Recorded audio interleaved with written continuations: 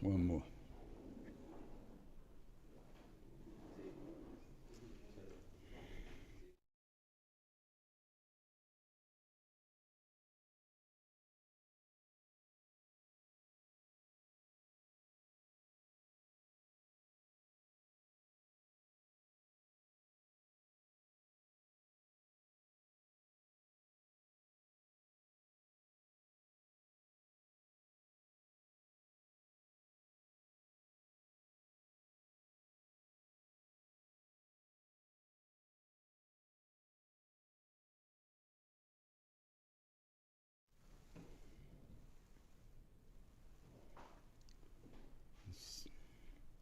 Parshas starts Vayatzei Ya'akov meBeersheva vayelech Harana, and Rashi bothers him why it says Vayatzei Ya'akov. It's just what it said.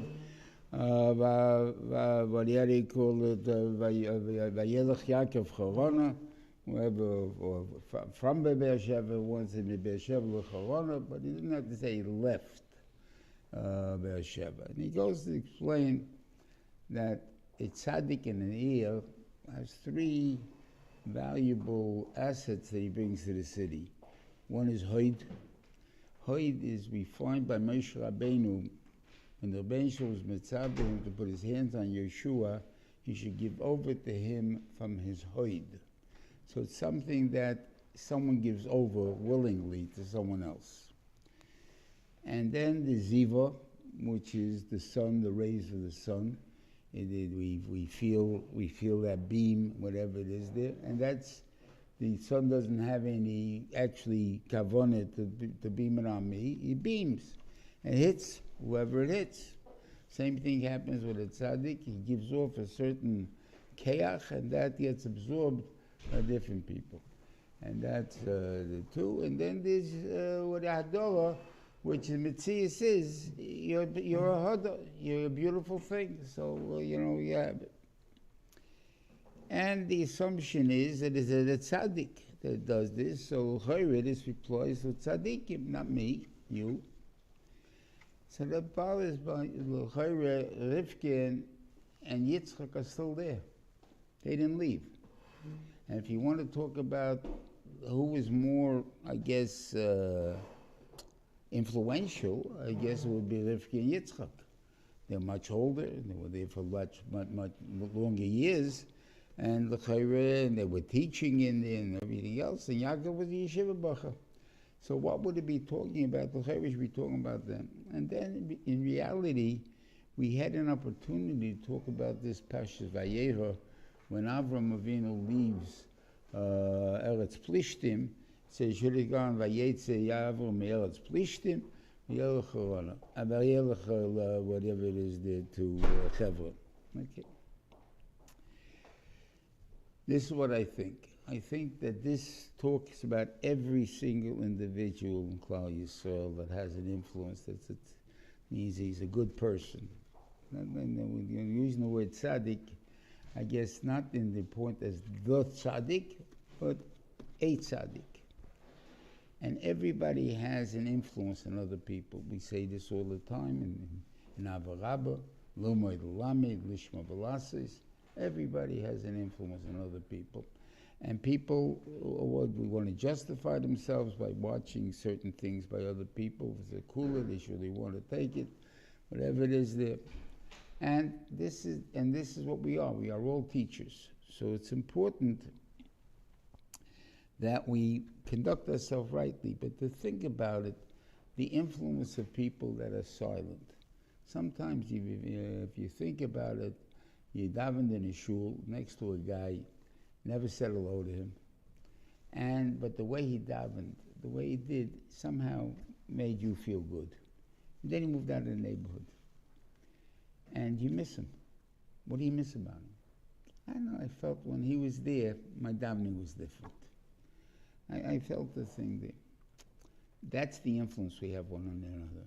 They say over from the Alton Kelm, I don't know, that he never said a shiur or shmuz when the whole yeshiva was not there, because then it's a different yeshiva. If you don't have all the strengths at the same time and the weaknesses at the same time in the yeshiva, there at one time it's a different yeshiva.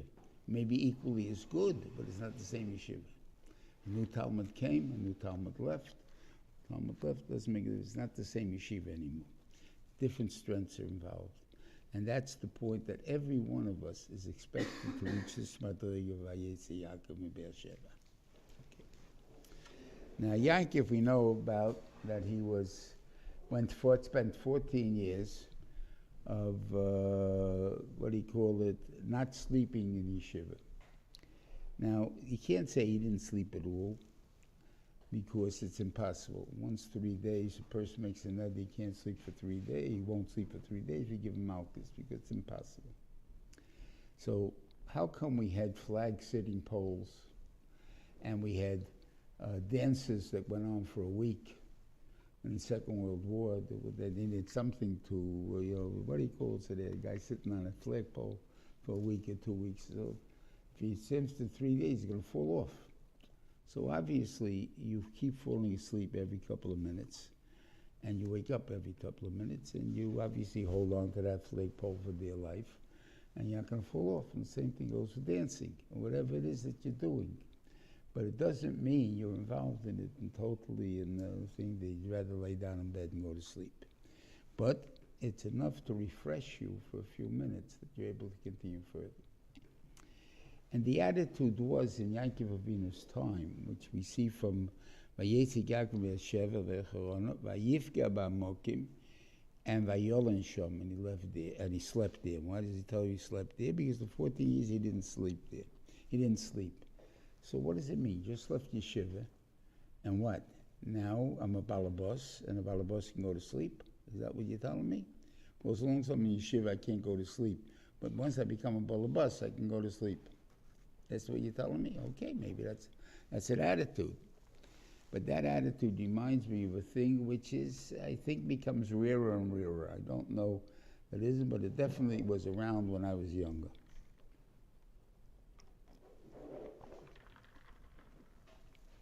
This day and age, nobody just has a television room. They probably have a video room, and in their basement or wherever they have it. And he and his wife are watching videos. The son, who's home from for yeshiva, or was ben azmanim, or whatever, he's home for Shabbos, pulls up a chair and he wants to watch too. Out of here. You belong in the beis medrash. Hey, what about you? Oh, I already graduated. I don't have to be in beis medrash anymore. But you got to be in beis medrash. And that was the attitude. The attitude is, in yeshiva, you got to be holy, you got one type of lifestyle. You leave yeshiva, you have a different lifestyle. And the Rebbeinu Shalom is trying to prove to us that is not the way it's supposed to be. So he made tremendous nisim that would happen, that Yaakov Avinu is going to fall asleep in the Mokar HaMikdash. And that's exactly what he did. He has his dream. We'll talk about the dream maybe in a minute. And guarantees him that's going to be, everything's going to be fine. Vayikatz Yaakov mishnose. Yaakov wakes up from his sleep. Vayomer oche yesh Hashem b'mokim hazeh v'anechi lo yadati. God was here, and I didn't know about it. Vayiro vayomer, he got frightened. Manoira mokim hazeh, what a frightening place this is. He said, Kiyam Elokim, Vaykim Beis Elokim, Zeh Sha'ar Shemayim. Okay? So a person with that emotion in the thing should have moved away, jumped away, whatever it is there, and not gone to sleep again. Vayashkim Yaakov Abakir. Yaakov got up in the morning. That means he went back to sleep. And he understood the lesson the Rebbeinu Shalom wanted to tell him. Sleep is important. I made you a human being. And I made a necessity of being a human being sleep. And therefore, in order to you to serve me, you have to be able to sleep. And it's in holy things. So therefore, even the Mokam HaMikdash, you're supposed to sleep. And he got the message. But it's not what he was living. So what he did was, the first thing he did, which is a matzeva. She put oil on his head. Now oil, why oil? We haven't found the carbon yet of oil. All we had was carbonas. Well, maybe even a mincha. What do you have? The idea is an expression, where's the fat? If you want to describe Gashmis, it's the fat. It's the extra. It's the thing that makes things taste good. It means the thing. Besides the fact that oil itself is probably the largest, the single most used Gashmi thing in the world. What do I mean? You can light with it. You can cook with it. You can actually smear your body with it in order to give like lubricants and stuff to your body. So it serves many purposes, oil. So if I want to describe something that's a Gashmi, I take oil. And I put that on a matzeva. And I said, you know, a matzeva can't grow. Can't make a stone bigger than it was. So therefore, so is the Gashmis. The Gashmis is only so much you need, not more. What about Ruchnis? It's a mizbeach. A stone, another stone, another stone, another stone. And therefore, Rashi that says in Parshas Shoftim, in which about talking about a matzeva, Shisonei Hashem Elokecha, that God hates, says that, but in the others it was loved. I don't know where he gets it from, but I'm assuming it's from here. And if it means it's from here, if you look this interpretation, what I'm saying, one has nothing to do with the other. One is talking about korbanos, and one is talking about Gashmis. Gashmis has an end to it. But the difference is a very strange thing about Gashmis. Sometimes complete abstination from Gashmis, let's say fasting, a person can do. Do 1,000-calorie diet, I can't do. Why can't you do it? You can fast. No, that extra bite, I can't stop myself from eating. And that's the point that he wants to know. Now you threw something at me. You told me I'm mechuyev to use the Gashmis, but only so much. How do I know if I can do it? So what did he do? Vayida Ya'akov neverthelema. If God is going to be with me. Ushmorani b'derech hazeh she'anechi hoylech v'nosni lechem lechol beged lubosh. And always I can play the part of being a regular person in a regular world. V'shafti b'sholom al beisov, and he takes me back to my father's house. Rashi says, b'li chet. Then, v'hoy Hashem lilokim. Then I will accept God as my God. God is God. That's a metzius. But my God, he isn't. Avram Avinu believed in God. God was his God. Until he was 99 years old, he was not his God. When the Rebbeinu Shem told him, and make a bris about it, we'll make it in the milas, in order that I should be you and your children's God. That's when he refers to became our God. But until then, he wasn't our God. He was God. That's Metzius. And wherever there's something matzeva, ye beisalikim, in other words, because that's a matzeva, it can be a building block. V'chol asher titen li asa asan aloch, and whatever he gives me, I will give him back 10%. That's a very funny neder, you know. It would be a lot easier to say, God, look, I don't know who's a good guy in this world or not. You know who needs money or not. Give me 90%, you give the other guy 10%. And leave me alone. Why do I have to be involved? That would have been a simple way of doing things.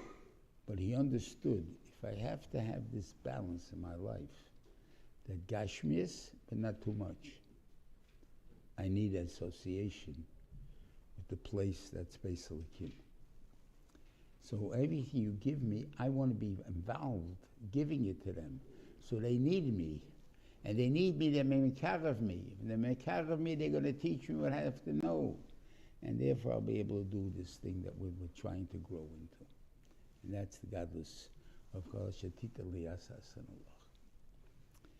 Now, we do know, as I say, we described the Elokus of Avram, Elokus of Ya'akov, but we don't have anywhere a place where the Rebbeinu Shem made a bris with Yitzchak to be Elokus. And yet, in the dream that Yaakov Avinu has, where he says, what does God say to him? The God of Yavam, and the God of Yitzchak. So obviously, I do have something special with Yitzchak going that no one else. And that I would assume either Avas Hashem, Yiras Hashem. I don't know what to explain it, but I assume it has to do with the Akedah. It has to do with the fact that Yitzchak is a Noila Tamima, that God, this is what I want in this world. It's Yitzchak, and that's what he wants. Okay.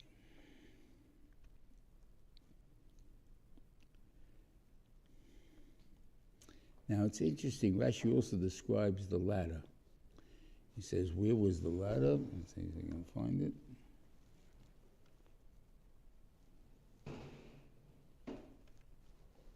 Yaakov, remember, was going from Beersheba to Haran. That's going north, right? Okay.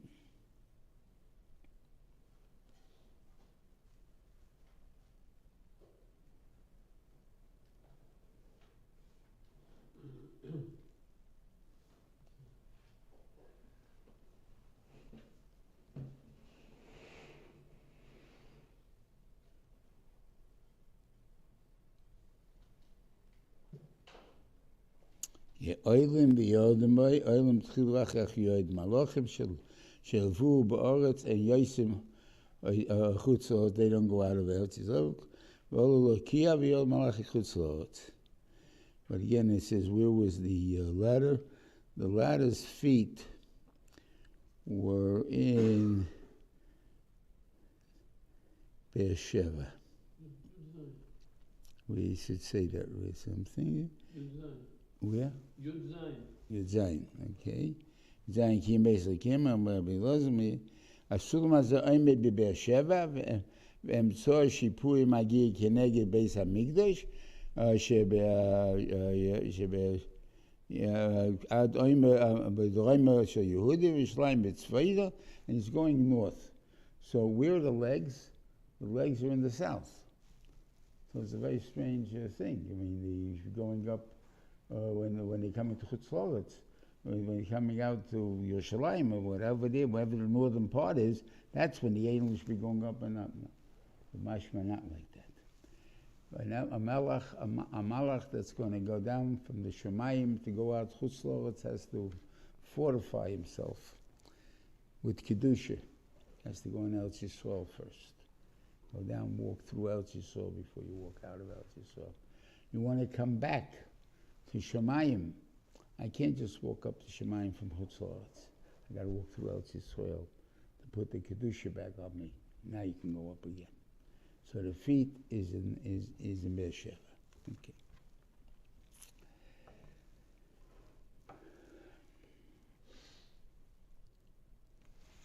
Okay.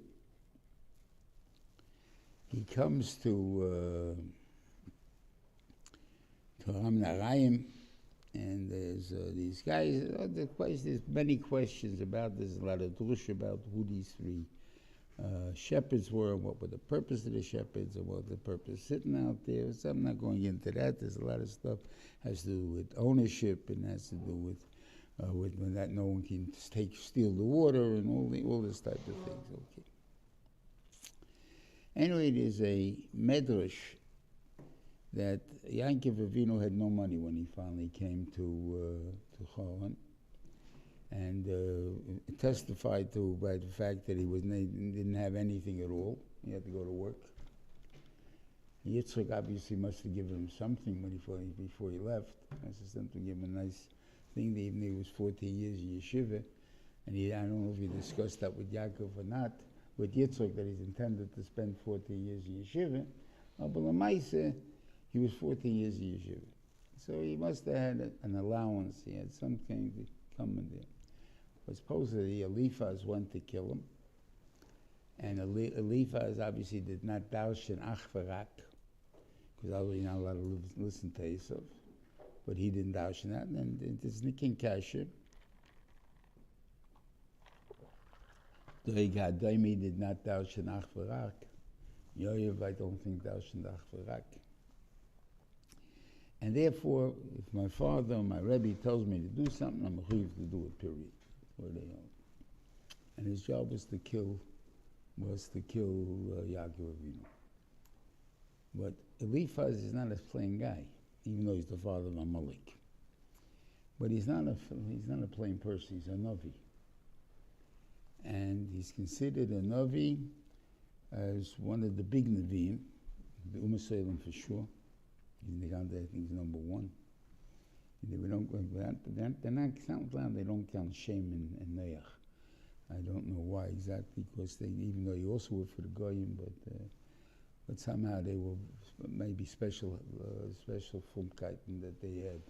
But the other Nevi'im of Eov and his oldest and his four friends, and and Bilam, and those guys are all counted as the Nevi'im Tumas Ha'olam, and Bilam was the last. Eliphaz was counted as the first. And the reason is because he was raised by Yitzchak. Now, when he was 15 years old, when Avram died, and so he was a kid raised by Yitzchak. So pretty much, the right things to do. And he's given the job by his father to kill Yaakov, and he don't want to kill Yaakov. So he comes up with a new idea. Oni choshev kemes. If you give me all your money, you're dead. I killed you. Okay, so that's what he did. So he gave him all the money. He has no money left, but he's still alive. Okay. And that's how he comes to Lavan, and he starts to work for Lavan. And Lavan has two daughters. And then there's a Vachleis Rishonim on this too. Like this, you always learn she had soft eyes and stuff, like she was always crying and stuff like that. So she really looked a mess, right? And who's the nice looking one? Rachel. And the others, Rishonim, say, well, look, what do you want to look at bad things about our mothers? It's not true. All our mothers are beautiful women. Everything else is, so it has nothing to do with anything.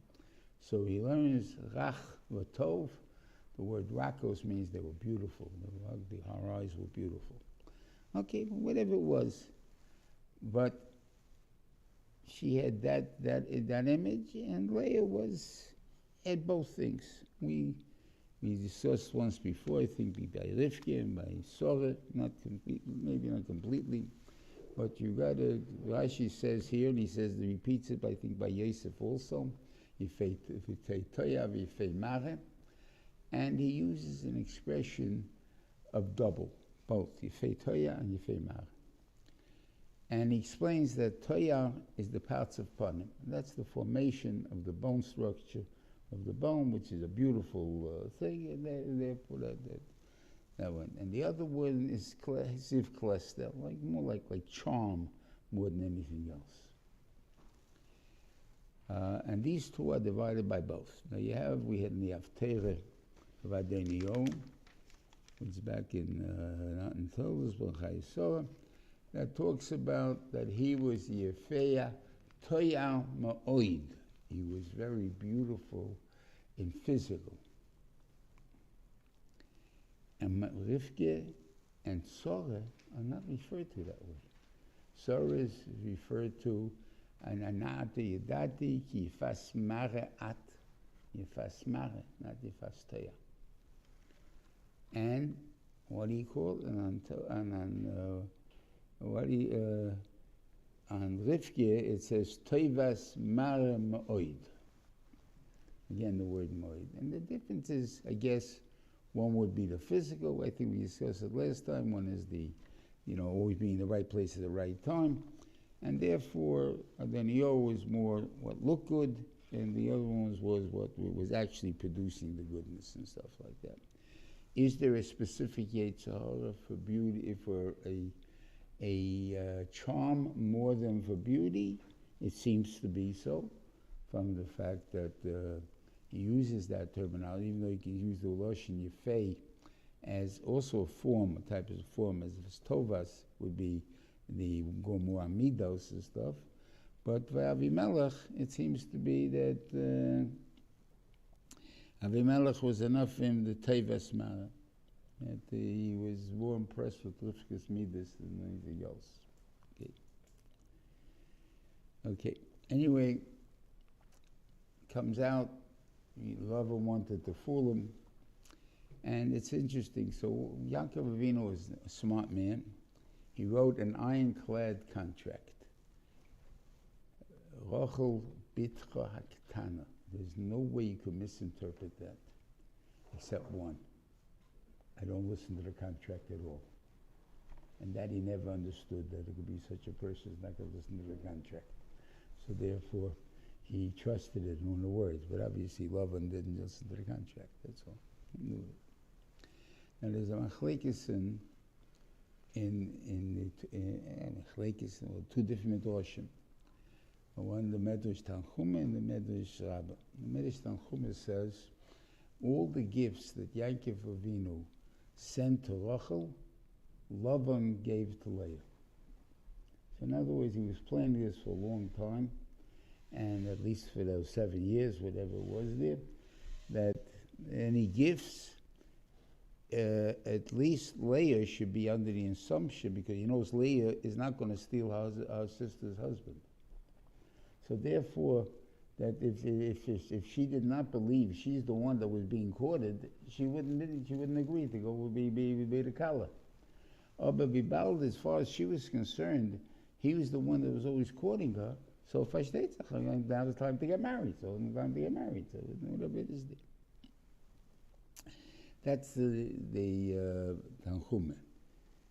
Medrash Rabbah is a little bit different, and I think this is a pshat in it. In the Rabbah, it says when he realized who she was, he kept calling her the crook, the daughter of a crook. And she said to him, who said, Ani Esav b'cherecha? Now, what did that help? First of all, how does she know about it? Well, I don't know. They know everything. Okay, but what did she mean by saying that? Because you're a liar. I'm a liar. I mean, what the thing does? No. You claim you're the Bechor, and therefore you had a right to be there. So then you're mine. The only reason I was always crying because I thought Esau was the Bechor. But now you're telling me you're the Bechor, so you're mine. So what are you thinking? So she was right. Okay. Now, there's an union of emotions, and I guess it's, how to touch up a Goyish emotion and a Yiddish emotion. Someone reads Julius Caesar. It's a book by Shakespeare. And he defines Brutus's speech. And he says, I love Caesar, but I love Rome more. So you have the definition of love is one step, and there's a higher step. And that's exactly what Leah thought existed. She came from Goshen. Vayitin love and Leah's Bidlish of Chosi, Vayove Gamal, Vaya Hashem Kisnu Leah. What did the Rebbeinu Shem see? Leah was hated. Right? Vayichter is Rachto, Rocha Akor. Vatar Leah Vatel Bein Vatikra Shmei Reuven Ki Omra Ki Roa Hashem Be'oni Ki Ato Yehavani Ishi. Now my husband will love me. Now he doesn't hate me. He just doesn't love me yet. For now that I gave him a son, he's going to love me. So by them, he's teaching this love, and there's a bigger love. So therefore, what do you call it? And the Bensham said, no, there's no such thing. He doesn't love you, he hates you. In other words, if I love everyone equally, 100%. Anything less than 100%, that means 2% the hate is entered into the thing. Not the pshat, and that's what he's telling you. And Mamela, when she names her second son, now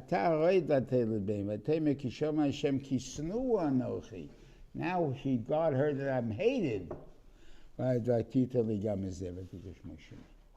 she realized that after the second child, that you don't gain love by adding certain things in the thing there.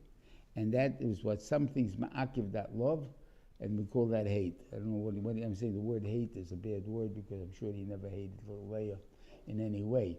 But the idea is that the absence of love is hate. Not that the absence of love is parav. And then she did a third time, and she had love ishi elai, and this I once saw Harav Salvation once describing it. Said Reuven is on this hand, Shimon is on this hand, and who's going to do it? Levi. So automatically my husband's got to help me. He's got to lend me a hand. So therefore, you love ishi. My husband will be involved. And he named the fourth, and there seems to be tightness a little bit on her, but what she said was, and no one was made to HaKadosh Baruch Hu until Leah.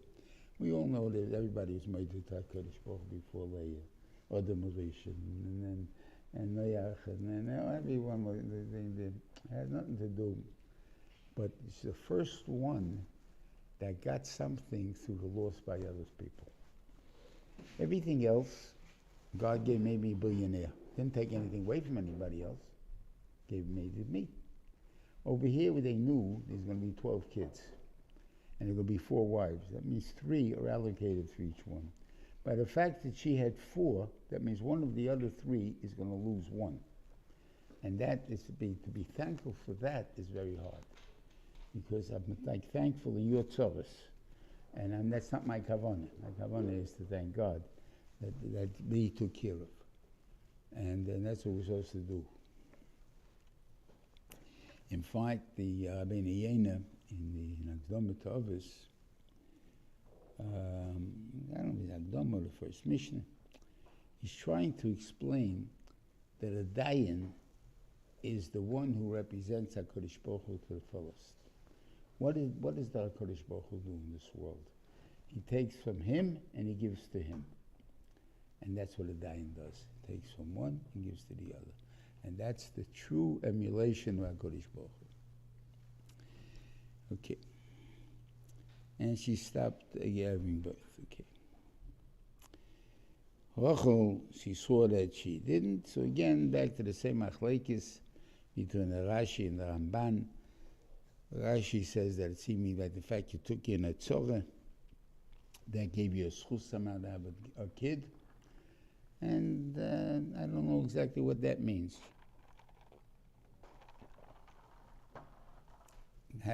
Giving myself pain gives me schusim. So the Ramban learned simply because you're owned by me. You're my yeshivcha, so my yeshivcha's child is my child. As simple as that. Okay, but anyway, she does that. And she gives birth to 2 kids, Dan and then Naphtali. Now you got to figure out how to get all these kids in 7 years. That's really the hard part. Got 11 kids from 4 women in 7 years. Okay. So I have in the book, I try to figure it out. In other words, and sometimes there's only 3 months difference between one of the shvatim to the next one. They come from 2 different women, so okay. Anyway, Leah saw that she stopped giving birth, so she went back and gave her shifcha, and she got 2 kids over there, God and Osha, and those are what he calls, we're still missing 2 from Yehuda and the 2 from Rachel. Okay. We got 8 kids so far. Reuven goes, and this I think is the the thing that was Gerim Reuven's toyes. Reuven went and told, they learned from him, he took only min hefker, didn't take anything, he never stole from a guy's field, even flowers. Okay, brings his mother, and Rachel says to her, to Leah, give me from the flowers. Mashma, these flowers are supposed to have some kind of schooler for giving birth, so give them to me. And she answers her, you stole my husband from me. You want to also take my son's flowers? So therefore, Rachel, let's just sleep with you tonight. And then she lost the Alsa Machpelah at that time, because she made it such a simple thing, like, you know, I barter you away, and whatever it is there. And whatever, but that's what happened.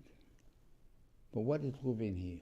Reuven heard that his own mother refers to her husband, she was the first wife, as being stolen from her.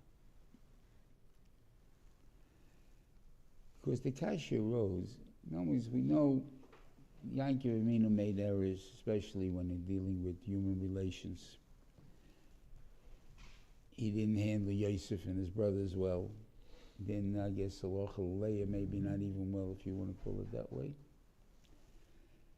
And when he's trying to keep rubbing it in all the time, he goes and he degrades Leah in front of in front of everybody. It doesn't make sense.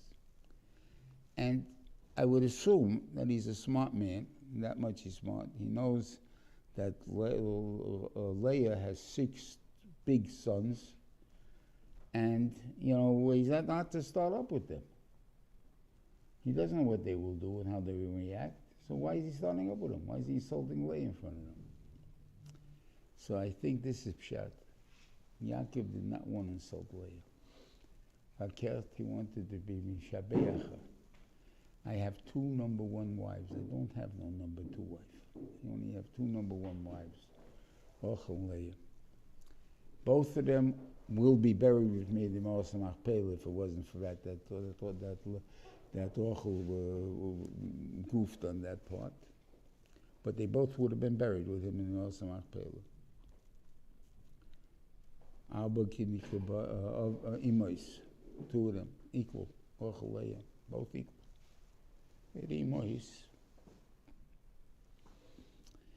How do you do that? If he puts it, this bed or closet or whatever you want to call it, that he has in Rachel's tent, he's going to put it in Leah's tent, people are going to have that and thinking, oh, Leah was number 2.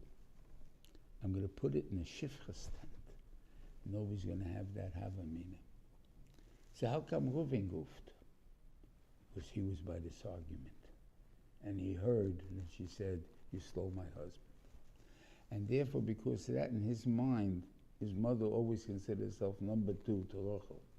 And therefore, he made that error. And he had to figure it out. And this thing teaches us really the Messiah, that we rely on our Gedolim. They have reasons for whatever they do.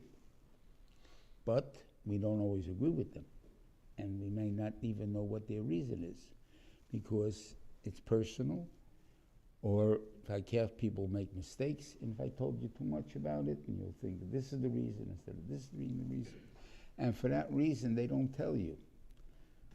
So you're supposed to have trust in the Gadol that he knows what he's doing. I may not agree with him, but he's the one in charge now. No one else is in charge. He's the one in charge. And if he says that's what we do, that's what we do. And I think this is, what do you call it, the big musa over here, is that the fact is that was the part that got lost. That people thought Reuven was making a decision that Yaakov is wrong. I don't agree with him, and therefore I'm going to counteract his thing. Until he actually realized that how long did it take him? I would say a minute or so, but he was a pachas kamayim. He was a guy who, as soon as he had a thought, he acted on it. He didn't wait to rethink it. That was his problem with pachas kamayim. we see that his tikkun hamidos, or the shevet l'chol hapachas, of the tikkun hamidos is when it comes to the next time with representing the shevet Reuven, the God had a lot of mikneh, puts Reuven before God. Vayomer b'nei God u'b'nei Reuven, who spoke to Moshe, the b'nei God and the b'nei Reuven. Reuven did not speak, God spoke. And Reuven just was there behind them, listening. I'm part of the group, but I don't put up any words. It gets so bad by Shiras Dveira that she talks about Reuven Gedoyle Chikike Leiv. You can't make a decision anymore. That's how big the word is. And that's the din when a person wants to misak in a midah, so he has to go to Ktsei Ha'acharain, from jumping to immediately having an answer to not being able to make a decision. That was the midah achron, and then he was able to come back to the middle. Okay, and this that she traded for the Dudoyim, it's a very gashmiistic thing, right? Which son was she zoicha to? The son of Torah. Because Hashem Shemayim. And therefore Yisachar was from that night. And Reuven is the one that has the benefit of Yisachar's Torah by paying for it. Then came Yosef and what he called. Okay. Oh, and here's a very interesting thing, Taki, which is very negated halachic now. And it says, "V'achak yolda bas," and then she gave birth to a girl, and Vatika Shmo Dina. And why did we call it Dina? Because she made a din benafsha, as she says, that if it's a boy, she will have 7 sons, and therefore her sister will not even have a second, will not even be equal to the shvachis. So therefore, because of that, she misspelled. But how it's going to take place, she actually had no idea how it's going to help. She just, this should be a girl. That's all she paid for. Surrogate motherhood. This is a very important thing. Who is the mother? The egg mother or the birth mother? Okay? So, Gedolei Yisrael all held the egg mother. We have a Yonason ben Uziel that says it's the birth mother. Where are you guys coming from? Okay. And this I had, I don't know where by Vinyl, when I was still the Garish business, we had to close down the thing, and we went visiting some Gedalim, and he kept bringing up this subject. I don't know why, but in all he brought it up by Yoshev, he brought it up by what's his name, Karelitz, and by the Bezdin there. What it wasn't, I think it was, he's still probably around, but we didn't get to see him. No. Okay, anyway, they went on, and they all answered the egg mother. And I had this thing with Rabbi Aaron Choi in England, also the egg mother. He just was niftigad this week, I saw. This week. The egg mother makes a lot of problems, the egg mother. That means that anyone that does this from a shiksa, what do you call it, takes the egg from a shiksa, the kid's a goy. He's involved in Klal Yisrael. It's hidden. Nobody announces this kid was an egg, I took an egg from a shiksa. You pretend it's your own egg. That's the whole idea of it. Okay, so this is the Maisa. So I remember from both Yoshev and from Karelitz, they just stared at me when I said, what's his name? I was able to, with Aaron Choi, I was able to argue him out. I said, not from Yonason ben Uziel. Again, Yonason ben Uziel, I'll tell you in a second what the Bezdin of Karelitz told me. But I said to him, there's a Targum, there's a payet on the first day of Rosh Hashanah, that discusses that Rachel, and that Rashi quotes, that Rachel was afraid that Yaakov was going to divorce her and Esau was going to marry her. Right? And he brings down this thing there. That same Payat says the babies were changed. There were two pregnancies taking place at the same time, and the Rebbeinu Shem took the baby from here and put it here, and the baby from here and put it here. Two different babies. The babies were exchanged. It didn't change the baby itself, but then the baby changed. So the egg mother of Yosef was Leah. The birth mother is Rachel. The egg of Dinah is the other way. The egg mother is Rachel. The birth mother is Leah. And who's she called? Vayatzei Lina Bas Leah. Right? Who is the mother of Yosef, or what do you call it? Who is it? It says Mefarish, Rachel. So in passing they said in right away. What's your shaila? Okay, so when I told this over to Aaron Shul, I think he accepted it, whatever it is. Then I think he changed his psukim. I don't know. But when it's Eretz Yisrael, they didn't do it. So I happened to ask so after we had business with the Bezin of Karelitz, we asked them, I see that that's what he holds, the egg mother was the thing there. Where is his truth? Does he have a truth on it? No truth. There's only a kol kair. The three signees of the kol kair was Vazda, Karelitz, and Yosef. Those were the three signees. But no rayas, nothing. Just they don't do it. Okay.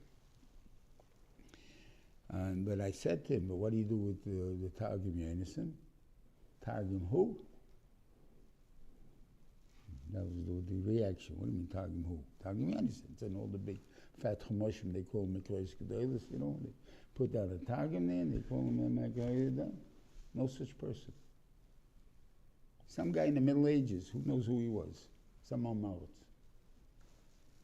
What do you mean? You don't know that the Yonason ben Israel wrote a Targum? On Tanakh, it says, not on Chumash, it doesn't say. So who's Chumash? I don't know. Okay. So that was the reaction on that part. Then I asked them from Rashi, that they didn't have an answer for. So we don't know. Okay. So that was the thing there. But basically, they're Machav Klal Yisrael. By entering Goyim into the Klal Yisrael, everything, all the Yichus of Klal Yisrael gets all bevuvel. We have no right to our Yichusim because we can't hide it anymore. And we want to hide it. So therefore it's not a portion of Maisa. They do other things like that. I had a Maisa where I made a ger into a kohen. How you like that one? Okay. What was the Maisa? A person came to me, his wife, they had an adopted child from Eretz Yisrael, and the kid's coming to Bar Mitzvah, and they told him that, you're not a Kohen. You're a ger, we adopted you, made you. What do you want from me? How am I going to help you here? What are you going to tell the kid? The kid told him, Mefarish, if I'm not going to be a Kohen, if I am not going to be a Kohen,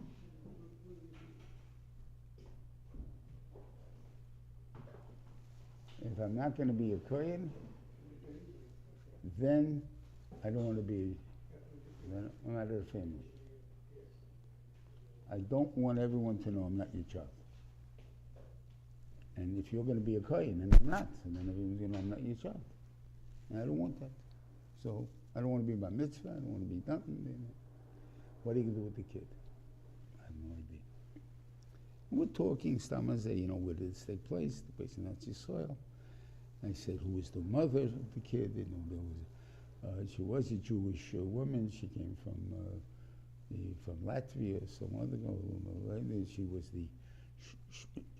the shlucha, whatever it is, that brought Jewish kids as so, but they were not. She was not from, and whatever it is, So I said, look, you got friends in Eretz Yisrael. Why don't you ask him where she lived during that time, find out where, where the kid was born and all that. And they go in Tel Aviv, they go there, and it's his father's family of Kohanim. That was the father. So the father is now, yes, so how come he's listed as a ger? Any adopted child in Eretz Yisrael is listed as a ger. But I'm not a ger, I'm a Jew. I'm a Kohen. Okay, that was the thing. Okay, but that was the mice. Okay. So sometimes you got to be careful, huh? How did he get to be? His Father was a Kohen. Well, no break the Sache there. Two Jews, one was a Kohen, one was a woman, not married woman. Okay, good. Okay. Okay. Anyway, they make up a deal. Reuven knows that he needs Yaakov, because whatever his atzloch is coming from Yaakov. And do me a favor, hang around for a couple of years, everything up there. And so they make up some kind of deals, colored things there, whatever it is there. I assume, I don't really know what's the dominant color of a sheep. I've seen black sheep and I've seen white sheep. The middle colors I found very rare. I never saw them. Goats, whatever they have different colors. The goats I saw different colors. Okay. Okay.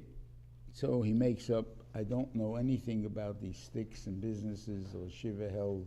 Had no power at all in what it did. Okay. Well, there are guys who hold yes, something like that. I don't know. Okay. And they kept begging, and he kept building up an empire because of these odd things, and whatever Reuven decided it should not be, that's the one it became more of. So he changed his salary 10 times, and yet again, but obviously Reuven still kept getting richer and richer and richer. It didn't stop Reuven becoming richer. Because the point is, if he would have had all the sheep that Ya'akov had also, so it was also surely something. Okay. And the sons were complaining a little bit, okay. And he sees it. And he sees that Reuven is not with him too much anymore. He doesn't look at him the right way. He's always looking at him as, did he cheat me? Did he not cheat me? Whatever it is there. Okay. And the Rebbeinu Shem comes to him and tells him, move on. Go back. Not all things, when the Rebbeinu Shem tells you to do something, does it have to be bad. Sometimes they're obvious that it's the right thing to do. But because you're a Navi, you can't move without a direct tzivui. So therefore you have to wait for the Rebbeinu Shem to tell you move. But the Etzem Adin, the Rebbeinu Shem can show us many times in life, this is a proper decision you're making. It's a good decision. No doubts about it. Okay.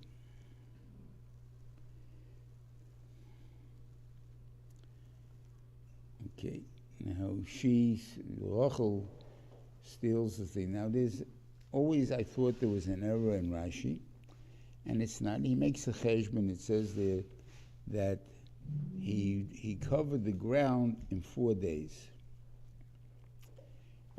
Because they were 3 days apart from the sun. So the shliach, when Yaakov was leaving, was 3 days apart from Reuven. So it took him 3 days to get to Reuven to warn him. And then Reuven has to come back 3 days, so 6 days. So he's already gone 6 days, and he's only where they started. That's the way it should be. And that's not what it says here. It says...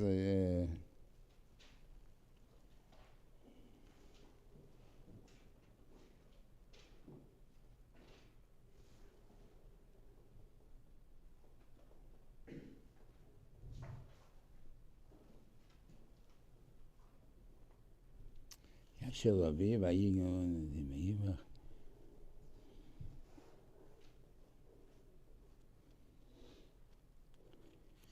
So Rashi says they came on the fourth day. Bayom HaShlishi, Sharidech Shloshis Yomim Haynu B'neiim. Yeah, so Derech Shivas Yomim was a way of 7 days. It says Kol Oisen Shloshi Yomim Sholach Hamagid Lahagid L'Lovan. Those 3 days that he was going to tell him, right? Yeholach Yaakov L'Dake. Nimtzi Yaakov Lochem L'Lovan Shisha Yomim. 6 days apart, right? He reached them on the 7th day. Lavan, Bishvi Sagnu.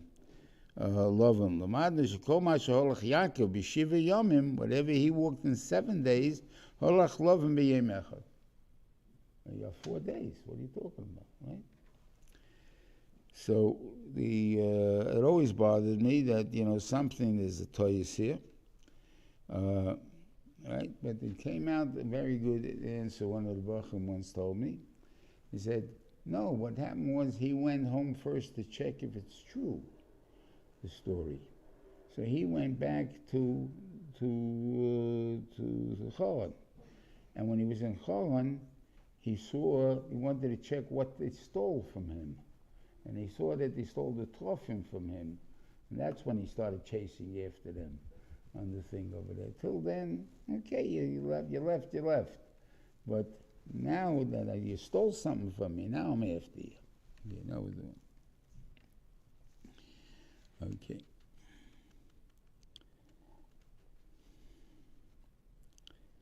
Okay, so anyway, they caught up to them, and they, since the Rebbeinu Shalom told Lavan bug off, so he bugged off.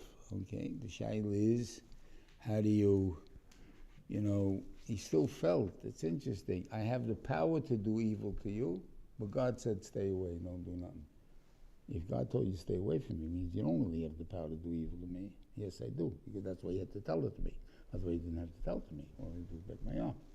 So therefore, the question is, what keach do you really have? Okay, I don't know, it's a good thing to think about. And you have also, it says, Vayashkim Lovim Ba'Boker, he kisses everybody, everyone goes off. And Yaakov goes on his way, and he meets a bunch of Malachim, and he says, this is called Machanoim. He goes, meeting Malachim, or going to Malachim, and everybody's happy. A lot of them. So Shiva learned a very important yisod. What happened afterwards, the next Seder? He's afraid of Esav. Why is he afraid of Esav? He saw the Malachim is with him. Everybody's on his side. What is he afraid of? There's two parts to life. There's the life of bracha, and the Rebbeinu Shalom will give me every part of bracha that I deserve. At the same time, he'll give me every part of einish that I deserve. So what happens is, I was zeichet to Bachanoim, and I saw it. It doesn't guarantee me that everything else is going to be b'shalom. So therefore, I have to do my status for the rest of the trip. What do you call it there? And this is nearly in everything. And the Rosh Hashiva works it the other way too. If something good comes from bad, you have to realize that the good could have come without the bad. In other words, nega nearly baboyis. You saw a nega, tzoras, in the house, and you had to break the wall down. But by breaking the wall down, you found $1 billion in the wall. Right? It's a good thing for you. You found $1 billion. But it came through breaking the wall down because of a nega. That means that you were a bad guy. You weren't marked. Whatever it is, the midas choyes that the goyim come from. You were that guy, but you happen to be a good guy too, so I gave you a lot of schar. But the man says, I wanted you to know that you're a bad guy, and that you have to do tshuva. It's not something that, since all's well, it turns out well, is not good. That's what she wanted to prove. And same thing here also, the Chayra, I met Machanoim, so what do I get to worry about now? You got to worry about. One has nothing to do with the other. And that's the thing there. And Vayatzei Hashem, that we should see the end of the Golus. This is really what is reflective. Don't forget, we're dealing here with the two big Zaydas of Klal Yisrael. I hate to think about it that way, but that's what they are. There's the Zayda Lavan and the Zayda Yankiv. Zayda Lavan is from all 12 Shvatim come from the Zayda Lavan. and therefore there's nothing to be proud about over there. On the other hand, all 12 shouldn't come to the Yankee also. And we have to know that whatever was injected in us through Lavan, as a Rosh, and whatever it is, there's something. We have to, at the same time, know that that has to be taken out. On the same token, the good parts, what he has, if there are any, that's ours. And we should be able to keep them. Hatzlacha Rabba and a good Shabbos.